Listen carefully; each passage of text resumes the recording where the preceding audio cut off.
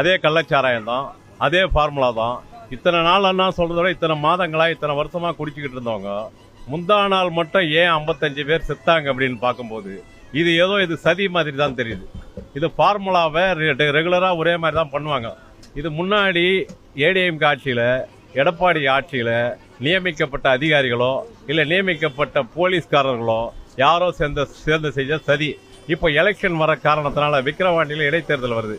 இப்போ 40 தொகுதியும் திமுக ஜெயிச்சிட்டதால இப்படி ஒரு சதி செஞ்சு இந்த ஸ்டாலினுக்கு, தமிழக முதல்வர் ஸ்டாலினுக்கு 3 வருஷமா நல்ல பேர் இருக்கு. அவருக்கு கடந்த 3 வருஷமா அவருக்கு ஒரு கெட்ட பேரை ஏற்படுத்தணுன்ற உள்நோக்கம் இதுல நல்லா தெரியுது.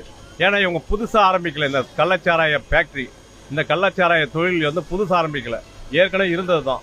யாரோ ஊடார புகுந்து, அது அதிமுக காரங்களா இருக்கலாம், எதிர்கட்சிக்காரங்களா இருக்கலாம். ஆனா இது ஒரு சதி தான். 55 பேர் ஒரே நாளில் சாவுறாங்கன்னாங்க. இது ஒரு சதியை ஏற்படுத்தி தான் தமிழக முதல்வருக்கும் தமிழக அரசாங்கத்துக்கும் கெட்ட பேரை ஏற்படுத்தணும் அப்படிங்கிற காரணம் தான். முதலமைச்சர் போய் அந்த கள்ளக்குறிச்சியில் நேரடியாக போய் பார்வையிட முடியாது. யார் யாருக்கு சாராயம் குடிக்கிறாங்க, என்ன பண்றாங்க, எது பண்றாங்கன்னு. அங்க எல்லா கட்சிக்காரங்களும் எதிர்கட்சி எல்லாருமே இருந்திருப்பாங்க.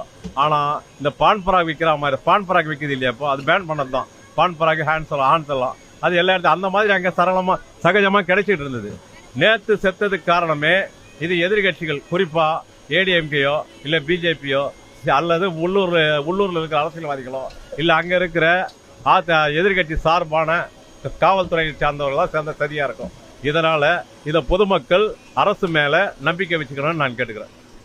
அதிகாரிகளை நம்பி ஏமாந்துன்றது அது ஒன்றும் ஒரு சரியான கருத்து கிடையாது. அதிகாரிகள் மெத்தனமாக இருந்திருக்கலாம். ஆனால் இன்றைக்கி எந்த மாநிலத்தில் இன்றைக்கி கள்ள சாராயம் இல்லாமல் இருக்குது, விஷ சாராயம் இல்லாமல் இருக்குது. உயிரிழப்பு என்பது வருந்தத்தக்கது தான். அதில் நமக்கு எந்த விதமான மாற்று கருத்து கிடையாது. பட் அரசாங்கமும் கொஞ்சம் கண்காணிப்போடு இருந்திருந்தால் இந்த நிகழ்ச்சி நடக்காத அளவுக்கு நம்ம தடுத்து இருக்கலாம். அந்த முதலமைச்சர் கூடி வரக்கூடிய காலகட்டத்தில் சரியான நேரத்தில் சரியான முடிவெடுத்து இப்படிப்பட்ட சம்பவங்கள் நடக்காத அளவுக்கு அவரும் வருங்காலத்தில் அதை எச்சரிக்கையாக இருந்து அதை நடைமுறைப்படுத்தணுன்றது தான் நம்முடைய எதிர்பார்ப்பு. அதுக்காக இன்றைக்கி தமிழ்நாட்டில் பாரதிய ஜனதா கட்சி ஒரு மிகப்பெரிய ஆர்ப்பாட்டம் பண்ணாங்க. ஏன் குஜராத்தில் போய் பண்ண வேண்டியது தானே? குஜராத்தில் இன்றைக்கி இந்தியாவில் இருக்கக்கூடிய அத்தனை போதைப் பொருட்களும் அங்கே தானே அதிகமாக இருக்குது. குஜராத் அரசாங்கம் பிஜேபியினுடைய அரசாங்கம் தானே. அப்போது குஜராத்தில் இப்படி ஒரு பிரச்சனை நடந்துருச்சுன்னு சொல்லிட்டு தமிழ்நாட்டில் இருக்கக்கூடிய பாரதிய ஜனதா பண்ணுமா? பண்ணாத. அதே போன்று இங்கே சிலர் அரசியல் ஆதாயத்துக்காக இதை ஒரு பெரிய பிரச்சனையாக மாற்றி அது ஒரு விம்பத்தக்கலை பண்ணுறதுக்காக அண்ணா திராவிட முன்னேற்ற கழகம் இன்றைக்கி முன்னாள் முதலமைச்சர் எடப்பாடி அவர்கள் ஒரே கூக்குரலிடுறாரு. அவர் முதலமைச்சராக இருந்த காலத்தில் இதெல்லாம் நடக்கலையா? எல்லா காலத்திலும் இது நடந்துக்கிட்டு தான் இருக்குது.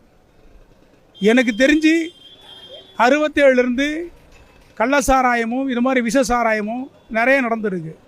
இதே அண்ணா திராவிட முன்னேற்ற கழக அரசாங்கம் இருக்கும்போது வாண்டையார குரூப்பெல்லாம் இதே தென்னார்காடு மாவட்டத்தில் மிகப்பெரிய அளவில் சம்பவம்லாம் பண்ணாங்க.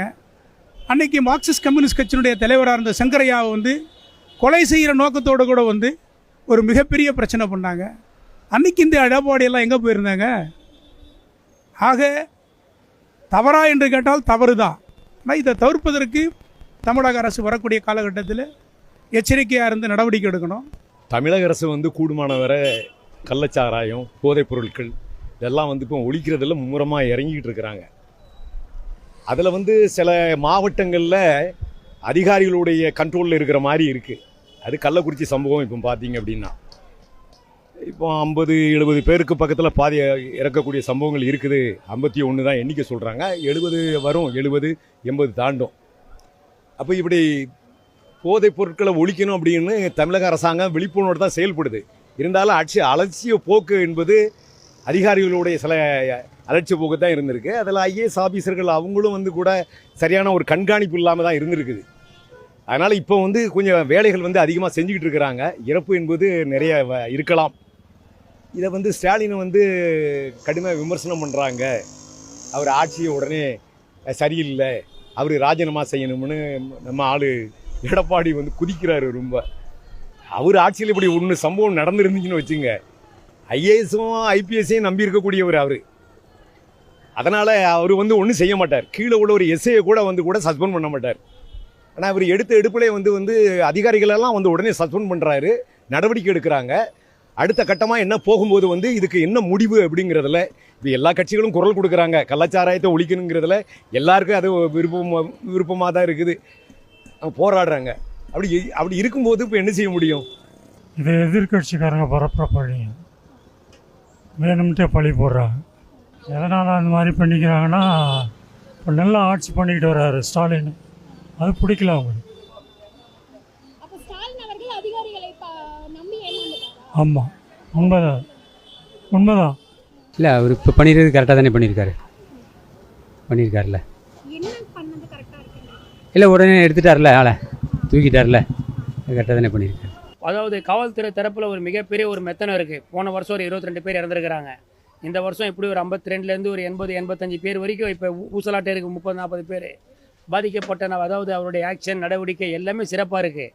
ஆனால் கூட அதிகாரிகளை இது மாதிரி மாற்றுறதை தவிர்த்து இவங்க அடிக்கடி ஒரு மீட்டிங் போட்டு, இதுக்கு பொறுப்பு உள்துறை செயலாளர் தாங்க, அவர் தாங்க இன்சார்ஜ். அதுக்கு ஸ்டாலின் தலையிலலாம் சொல்ல முடியாது. உள்துறை செயலாளர் தான் வந்து அதிகாரியை வேலை வாங்குற இடத்துல இருக்கிறாரு. நிர்வாகத்துக்கு மட்டும்தான் ஸ்டாலின் அவர் பட்ஜெட்டை ஒதுக்கி இப்படி எப்படிலாம் பட்ஜெட்டை ஒதுக்கி எப்படிலாம் நிர்வாகத்தை வந்து சீரமைக்கிறார். அதை வந்து திறம்பட செய்ய வேண்டிய பொறுப்பு உள்துறை அமைச்சருக்கு தான் உண்டு. உள்துறை அமைச்சருக்கு தான் இருக்குது, அவர் தான் பொறுப்பு.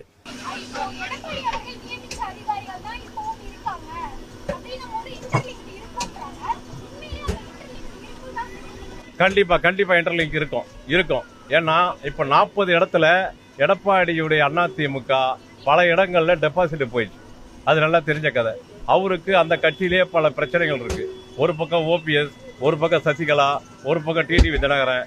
இதை மடைமாற்றம் செய்யணும் அப்படிங்கிறதுக்காக அவர் சில பேரை பயன்படுத்தி இருக்கலாம். அந்த சந்தேகம் உண்மையாக தான் இருக்கும். குஜராத்தில் எடுத்தீங்கன்னு வச்சுங்க, ஒரு கள்ளச்சாராயம் சம்பவத்தில் எடுக்கும்போது பார்த்தீங்கன்னா 350க்கு மேற்பட்டவங்க செத்தாங்க. கண்ணுலாம் குருடாகி அப்படி கண்ணுலாம் வெடிச்சு செத்தாங்க. அப்போ அதெல்லாம் அப்படி அவங்க பிஜேபி ஆளக்கூடிய மாநிலத்தில் கூட அவங்க வந்து அதை சரியான ஒரு கட்டுப்பாடுக்கு கொண்டு வரல. இருந்த போதிலும் வந்து அவர் முதலமைச்சர் சொன்ன இதுக்கு நாங்கள் போதைப் பொருளை ஒழிப்போம் அப்படிங்கக்கூடிய விஷயத்தில் இப்போ இந்த சம்பவத்துக்கு அப்புறம் வந்து அவர் வந்து கடுமையான ஒரு போராட்டத்தில் தான் இருக்கிறார். மனநிலை அவருக்கு ரொம்ப ரொம்ப பாதிச்சு போயிருக்குது. என்னடா இது அப்படின்னு. ஆகக்கூட இதை வந்து யாருமே ஏற்றுக்கல. உண்மையிலேயே ஏற்றுக்க முடியாத விஷயம். உடனே ராஜினாமா செய்ய அப்படின்னு சொல்கிறதெல்லாம் வந்து அப்படிலாம் வந்து உடனே அப்படிலாம் ராஜினாமா செஞ்சிட முடியாது. அந்த அம்மா முதலமைச்சராக இருக்கக்கூடிய நம்ம ஜெயலலிதா காலத்தில் கூட அவங்களுக்கு பீரியடில் கூட நிறைய பேர் இந்த சம்பவங்கள்லாம் தருமபுரி மாவட்டத்தில் நிறைய நடந்திருக்கு.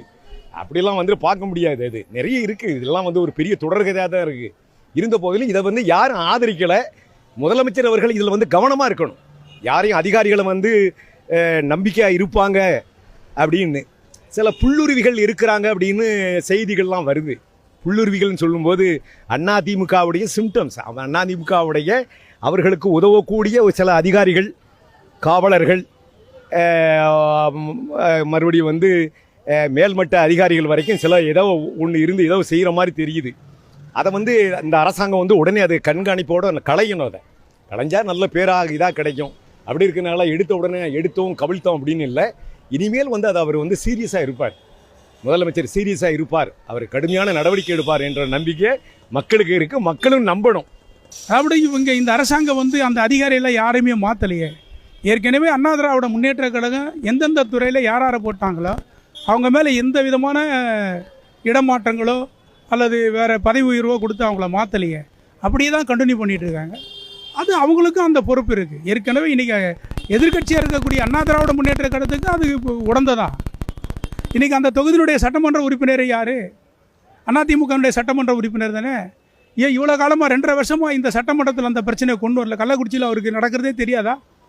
அந்த சட்டமன்ற உறுப்பினர் கள்ளக்குறிச்சியினுடைய சட்டமன்ற உறுப்பினருக்கு தெரியாதா? அப்போ அரசனுடைய கவனத்துக்கு அப்போ அவர் கொண்டு வந்துருக்கலாமே. ஏன் கொண்டு வரல? கொண்டு வந்து அன்றைக்கி அரசாங்கத்துக்கு கவனத்துக்கு கொண்டு வந்து ஒரு மிகப்பெரிய நடவடிக்கை இன்றைக்கி இருக்கக்கூடிய ஆளுங்கட்சி போயிருக்கு இல்லையா? அதை அவங்க செய்யலை. அது ஆக மொத்தத்தில் இது வந்து ஒரு அரசியல் பார்வையாக அது ஒரு அரசியல் களமாக மாற்றுறதுக்கு தான் பார்க்குறாங்களே தவிர அது உண்மையான தீர்வுக்கு அவங்க வந்து எந்த விதமான நடவடிக்கை எடுக்கலை.